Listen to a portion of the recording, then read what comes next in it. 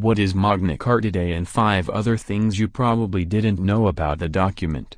Today marks 803 years since the signing of the Magna Carta, which was once described as the greatest constitutional document of all times. The document, which ultimately put a cap on the power and influence of the monarchy, has become a symbol of liberty in the West. Its tenets went on to influence the writing of the American Constitution, including the declaration that no person shall be deprived of life, liberty, or property, without due process of law. Signed by the banks of the River Thames, the 3,350-word charter was actually part of an effort to achieve peace during a turbulent period of history, but it had a huge ripple effect down the ages. Here are 5 amazing facts about the beautifully scrawled document, which you can read in full here, to celebrate Magna Carta Day. Magna Carta Day falls on 15 June each year, and it's a chance to celebrate Western liberty, which we may well take for granted.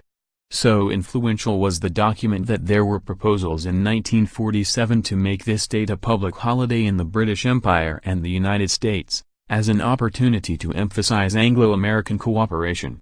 It was discussed by Parliament, but some civil servants opposed the day being a holiday as they feared that a celebration of liberty might provoke opposition to British imperial rule. Ultimately, the civil servants had their way and the proposal was dismissed. The Magna Carta was created in 1215 and signed by King John of England in Runnymede, Surrey, a peaceful spot that you can visit, in a bid to halt a vicious war between him and some rebel barons. It limited the power of the monarch, stated that the king must obey the law and not receive feudal payments, and most importantly, established human rights for everyone in England. Among the original 63 clauses in the 1215 Magna Carta, many of which dealt with King John's wrongdoings during his tyrannical reign, were the right to a fair trial by jury for all free men. So when someone is granted a fair trial in this country, which does not happen everywhere, it's thanks to the Magna Carta. The original charter also included a clause demanding that people should be fined in proportion to their crime, so as not to threaten their livelihood. The Magna Carta was originally drawn up as the Articles of the Barons when King John signed it. It only became known as the Magna Carta after the document had been annulled by the Pope. John had been killed in the Barons' War and his 9-year-old heir, King Henry III, became king at the age of 9. The name Magna Carta means Great Charter, though the longer 1217 document had the original title Magna Carta Libertatum, which translates as the Great Charter of the Liberties.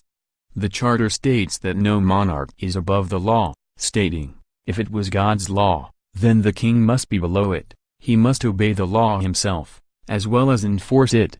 However, that didn't stop a number of monarchs ignoring it completely.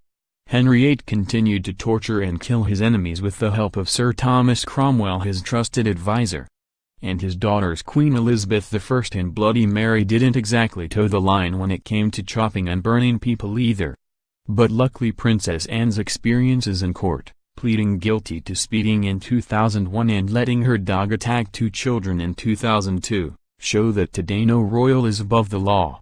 While 21st century feminists would be hard-pushed to reclaim this document as pro-women, it did enable widows to claim their full and fair inheritance.